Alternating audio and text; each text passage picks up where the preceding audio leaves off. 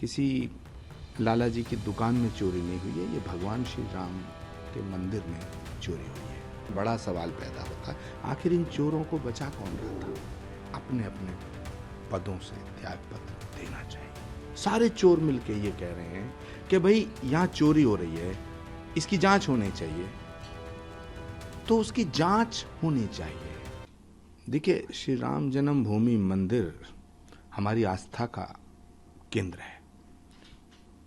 ये किसी फैक्ट्री में, किसी बिजनेस हाउसेस में, किसी लाला जी की दुकान में चोरी नहीं हुई है, ये भगवान श्री राम के मंदिर में चोरी हुई है। ये बड़ा सवाल है। करोड़ों हिंदुओं की आस्था को ठेस पहुंची है। तो श्री राम जन्मभूमि मंदिर ट्रस्ट के सारे पदाधिकारी बड़े ईमानदार हैं, सम्मानित हैं। उनकी निष्ठा पे, उनकी कार्यकुशलता पे, उनकी श्रद्धा पे कोई सवाल नहीं है, कोई सवाल नहीं उठेगा, कोई सवाल या निशान नहीं है। लेकिन एक बड़ा सवाल पैदा होता है, आखिर इन चोरों को बचा कौन रहा था? चोरी तो हुई है ना।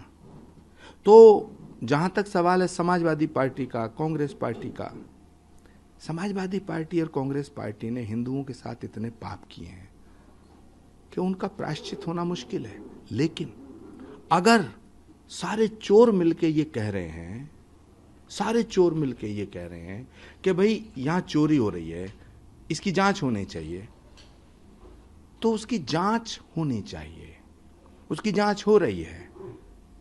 अगर चोर भी कह रहा है कि भाई चोरी नहीं होनी चाहिए, तो उसका समर्थन करना चाहिए। श्री राम जन्मभूमि ट्रस्ट के सभी पदाधिकारियों को नैतिक दायित्व का निर्वहन करते हुए, नैतिक मूल्यों का निर्वहन करते हुए अपने पदों से त्यागपत्र दे देना चाहिए। क्योंकि ये मर्यादा पुरुषोत्तम भगवान श्री राम की जन्मभूमि का मंदिर है, जिन्होंने एक सवाल उठने पर माता जानकी को राजमहल से वनों में भेज दिया था। हमें उनका अनुसरण करना चाहिए। श्री राम जन्मभूमि ट्रस्ट के जितने पदाधिकारी हैं वो बहुत सम्मानित हैं। उन्होंने पूरा जीवन खपाया है भगवान श्री राम के मंदिर के लिए। लेकिन करोड़ों लोगों की आस्था को ध्यान में रखते हुए, करोड़ों लोगों की भावनाओं को ध्यान में रखते हुए, और श्री राम, प्रभु श्री राम के आचरण और उनको मर्यादा पुरुषोत्तम कहा गया, उनके जीवन को ध्यान में रखते हुए अपने अपने पदों से त्यागपत्र देना चाहिए। स्वामी जी, टीएमसी के सांसद हैं महिमा मोइत्रा, वो कह रही हैं कि इतना पैसा, इतने करोड़ों रुपए का गबन, सोना चांदी का गबन, ईंट आई थी, खड़ाऊ आए थे, सब गायब कर दिए। और दूसरी तरफ कहती हैं कि मध्य प्रदेश में जो मुख्यमंत्री हैं वो उज्जैन में जमीनी घोटाले में इन्वॉल्व है, उनका पूरा परिवार उसमें इन्वॉल्व हो रहा है। देखिए, महुआ मोइत्रा ठीक उसी तरह से ज़्यादा बोल रही हैं जैसे और एमपी बोला करते थे। अमित भाई का फोन जाएगा, उन्हें जा नहीं रहा अभी, वो खुद टीएमसी के खिलाफ बोलना शुरू कर देंगे। तृणमूल कांग्रेस में ममता बनर्जी को हटा दिया है, तो क्या लगता है कि क्या प्रेशर था या कांग्रेस के साथ गठबंधन होने जा रहा हम लोग? देखिए, टीएमसी के नेताओं को और टीएमसी के कार्यकर्ताओं को सच्चाई पता चल गई कि अब ममता दीदी के नेतृत्व को जनता ने नकार दिया है। लेकिन उन्हें सद्बुद्धि आ गई, टीएमसी के कार्यकर्ताओं को सद्बुद्धि आ गई।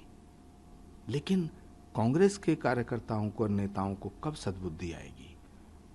जिस तरह टीएमसी के लोगों ने ममता दीदी को हटाया है, अगर कांग्रेस पार्टी के लोग, कांग्रेस पार्टी के नेता राहुल गांधी जी को हटा दें तो ये देश बच जाएगा, इस देश का भला हो जाएगा।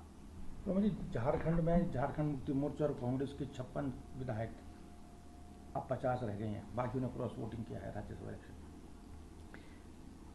अगले राज्यसभा तक वो भी चले जाएंगे। अब ये तो कोई नई बात रही नहीं है। पूरा देश ये जान रहा है, विधायक भी जान रहे हैं कि नरेंद्र मोदी जी के नेतृत्व में उनकी छत्र छाया में रहना ही ठीक है।